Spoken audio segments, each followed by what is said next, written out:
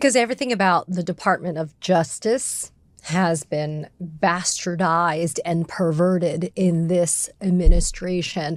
I thought it was important to highlight for you how the DOJ in this Trump regime is using a federal statute in a way that it was never intended to be used.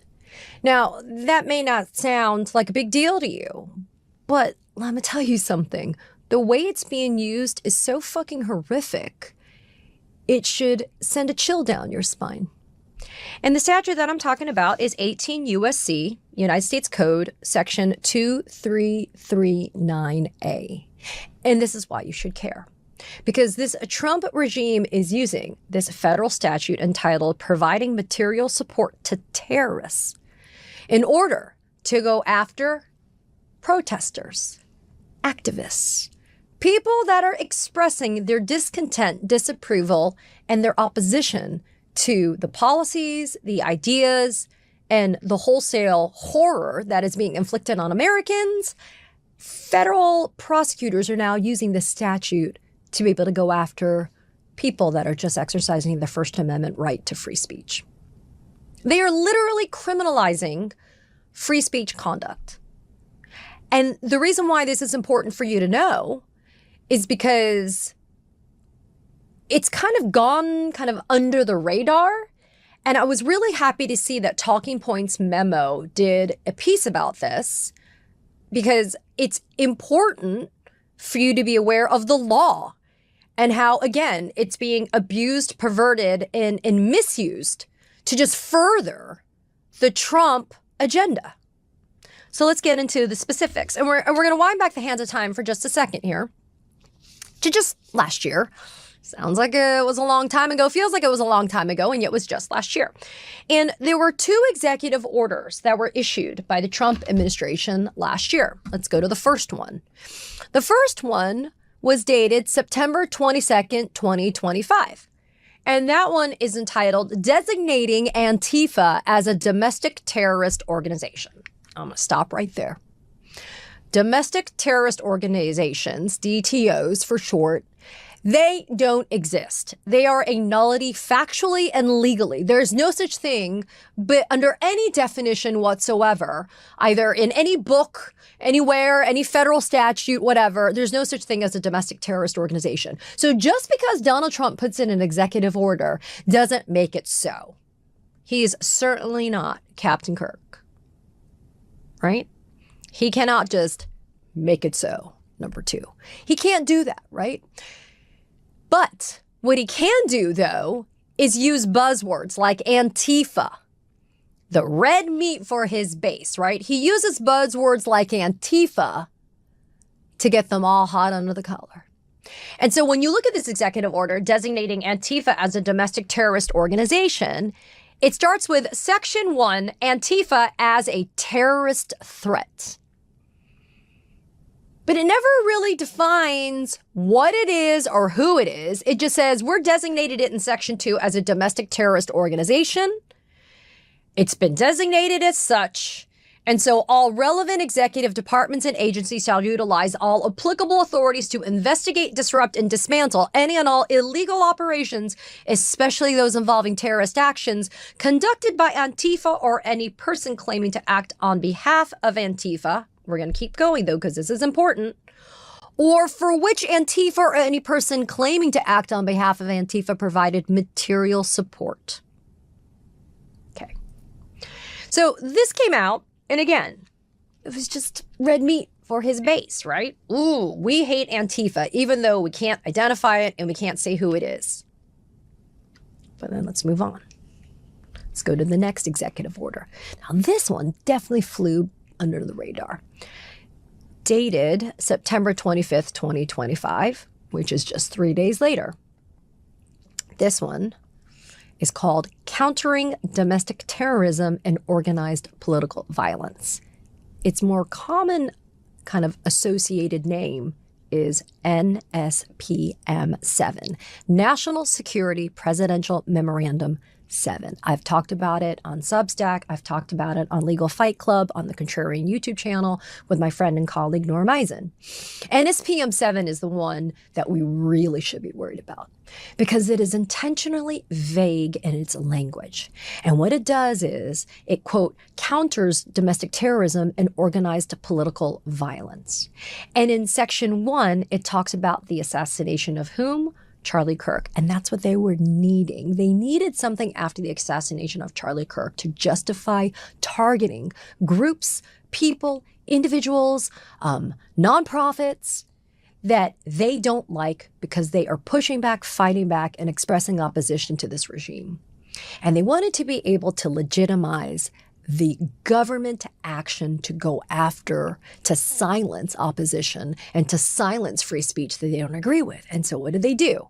They did this executive order, National Security Presidential Memorandum, NSPM 7. Now, NSPM 7 references attempts on convicted felon Donald Trump's life, as well as an assassination attempt in 2022 against Supreme Court Justice Brett Kavanaugh. But what it does is this. It basically says that political violence is a, quote, culmination of sophisticated organized campaigns of targeted intimidation, radicalization, threats, and violence designed to silence opposing speech, limit political activity, change, or direct policy outcomes. Now, here's the irony. When you take the time to go through NSPM 7, it actually is describing themselves. It's a total fucking self-own, and it's a self-description of what the Trump MAGA movement is and what this regime is. But they're using this, they're weaponizing this to be able to go after dissidents. It says here, common threads animating this, quote, violent conduct include anti-Americanism, anti-capitalism, anti-Christianity, support for the overthrow of the United States government, extremism on migration, race, and gender, and hostility towards those who hold traditional American views on family, religion, and morality. And it also references the September 22nd executive order we just walked through, the designation of Antifa as a domestic terrorist organization. And so it basically allows a national joint terrorism task force and its local offices to basically investigate, prosecute, and disrupt entities and individuals that they're claiming are providing material support for this political violence and terrorism. Okay, so the reason why I wanted to walk you through these two particular executive orders is these executive orders are kind of the, even though, and I've said this before, executive orders are not laws, but they're being used as the critical foundation to be able to have federal prosecutors use this federal statute we talked about at the beginning of this episode, 18 U.S. Code 2339A, providing material support to terrorists, to be able to go after people, to enhance their punishment, to be able to enhance their prosecution, and to enhance the investigation, not only into those individuals, but into people that are affiliated with them. I'm not being melodramatic, nor am I being hyperbolic when I say that this particular use of a domestic terrorism statute is being used present tense and will be used future tense to be able to go after people that are literally just protesters, activists, and people that just give a damn about where this country is heading. And they're doing it to deter you from being able to exercise your constitutional rights. Let's look at 18 U.S. Code 2339. In subsection A, it says, whoever provides material support or resources or conceals or disguises the nature, location, source, or ownership of material support or resources, knowing that they are being used in preparation for, and then it lists all of these different federal statutes that all basically deal with terrorism. You'll be fined, imprisoned for no more than 15 years or both. And if somebody dies as a result of your conduct, you'll be imprisoned for any term of years or for life. Now, what are the examples of how the Trump DOJ is now using post 9/11 era federal statutes to be able to go after political opposition? Because when used properly, and this is from the Talking Points memo article, when used properly, these federal statutes, these terrorism statutes, are used to go after Hamas leadership over the October 7 attacks, men accused of assassinating the president of Haiti, and the taking down of networks of white supremacists who conspire to blow up power plants. That sounds like a big difference than somebody standing in the street in Minneapolis, St. Paul, protesting the draconian and fatal actions of immigration enforcement by the Trump administration. But I'm going to give you some examples of how it's being used. Federal prosecutors are taking conduct that normally would just be standard alleged criminal conduct under applicable state and federal statutes, and they're escalating it into material support for terrorism charges. So this is all coming after that NSPM 7 memo I just read to you, which was in September of 2025. One example, depredation of government property has not been used in a material support for terrorism case for at least a decade before 2025. But now the Trump DOJ is using it to justify charging people under that statute for doing things like breaking the windows of a building or even spray painting a building.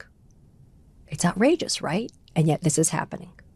In another case, prosecutors charged several people with material support terrorism charges because they said that the coordinated use of black clothing was evidence of being linking to an alleged terrorist plot.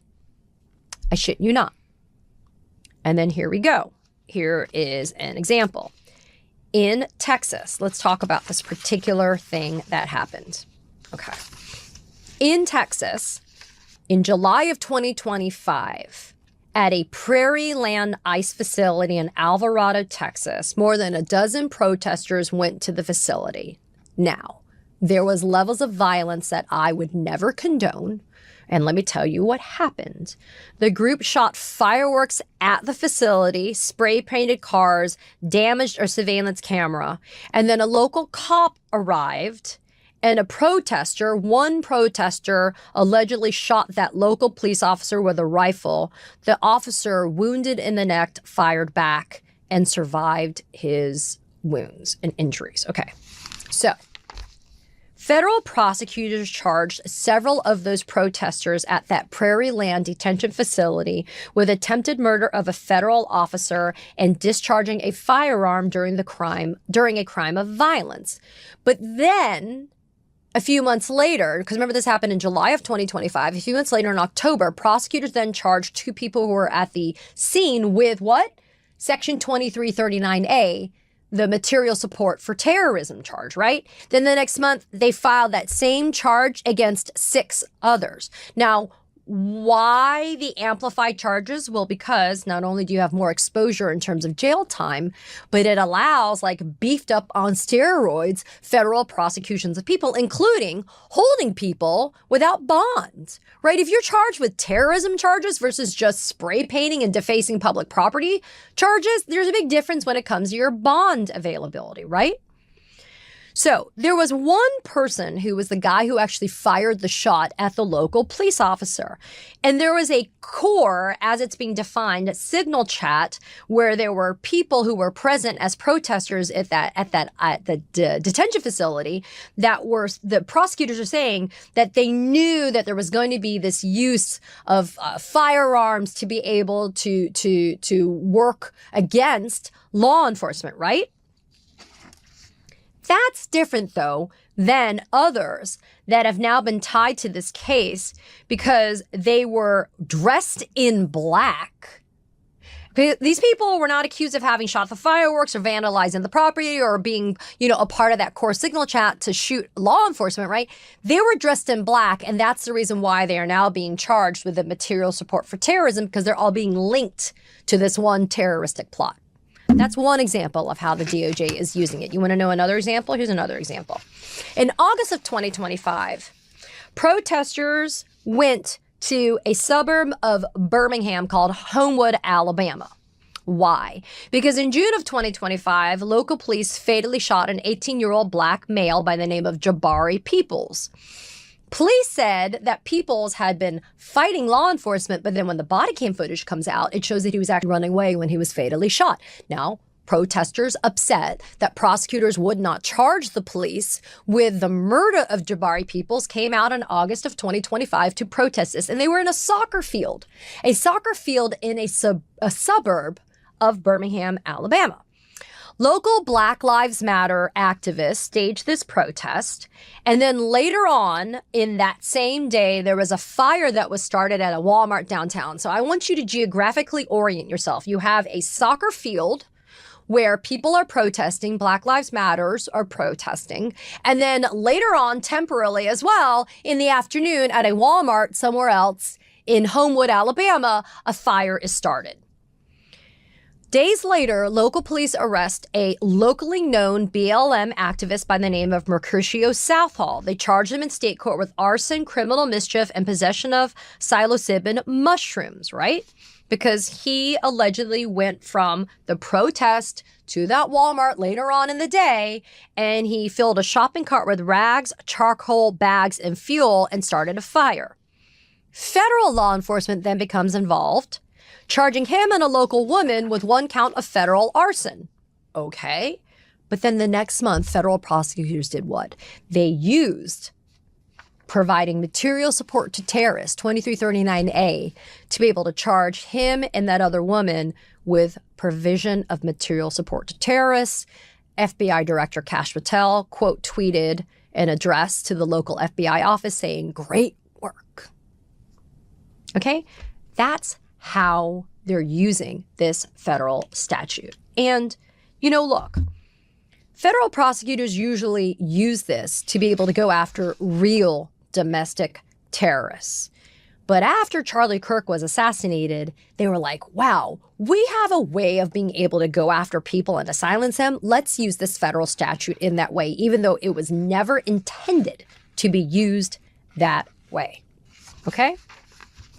A former lawyer at the domestic terrorism section, the counterterrorism section, at the DOJ, Tom Brzezowski said, quote, "In the normal run of business, this type of charge would be vetted and staffed all the way up through main justice before it was approved.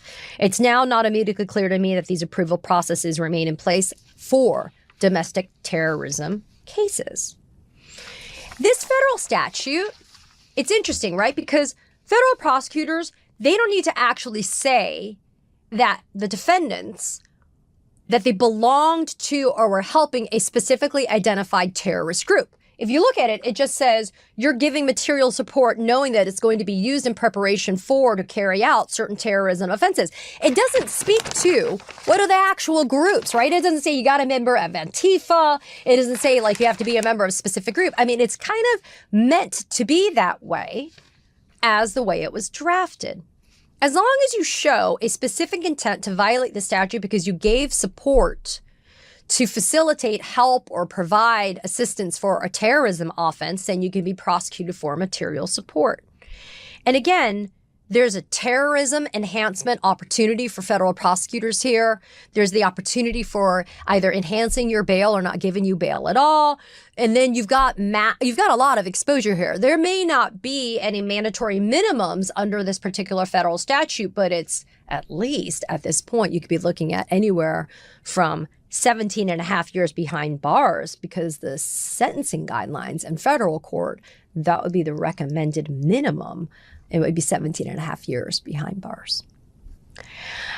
This stuff is really important for us to be paying attention to because it's incredibly creative, I think, legally to do this. Putting aside the stupidity of trying to designate Antifa as a domestic terrorist organization, it does take a level, I think, of intellectual, legal creativity to be able to then use an existing federal statute and do it and deploy it in this way. But we're not surprised, right? Because as soon as Renee Nicole Good was murdered and as soon as Alex Preddy was murdered, they labeled them domestic terrorists. Marimar Martinez, I covered her last week in an episode on this channel. She's the one who was shot at least 7 times by a Customs and Border Patrol agent who lied about Marimar trying to ram his vehicle with her car. He got out, he shot her, he hit her 5 times. And then it was only when body cam footage and text messages revealed that that CBP agent and others were lying that the charges against her were dropped with prejudice. And yet, the federal government keeps her mugshot and other references to her and her case online for public consumption, still calling her a domestic terrorist. We may shrug at that label and we may say, you know what? fine, label me a domestic terrorist, but there is such a danger in doing that, which is why we need to combat the disinformation and misinformation that is being spread about, quote, domestic terrorism. And we need to let people know that there's no such thing as Antifa and there's no such thing as a domestic terrorist organization. And when used properly, yes, we want our federal government to go after people that are legitimately plotting and doing things to harm us that are truly domestic terrorists, like what, I don't know, white supremacist organizations, Nazis, right? We want that to be prosecuted. We want people to go after people that are plotting terrorist attacks against us as Americans. But it shouldn't be used against people that just share a different political ideology and view from you if you're a Trumper or a maggot. It shouldn't be the case. And yet we see the Trump DOJ doing that in real time. People, this is not a, let me push out this executive order and let's see how it lands. They're actually doing it now. They're actually using this against people. Okay, so spread this episode far and wide. Let people understand what's happening, because we will not stop protesting and using our voices to speak up and speak out. We will not. And we need people to understand that this is the type of nefarious, evil activity that is happening in this regime. Be mad, be outraged, demand accountability. It's February 4th, 2026. You know damn well I am. Katie Fang here. We launched the Katie Fang News Channel in partnership with the Midas Touch Network so we could bring you the latest in legal and political news. Straight, no chaser. So if you're a fellow truth teller, hit that subscribe button and share the word about this channel so we can build a high information America together.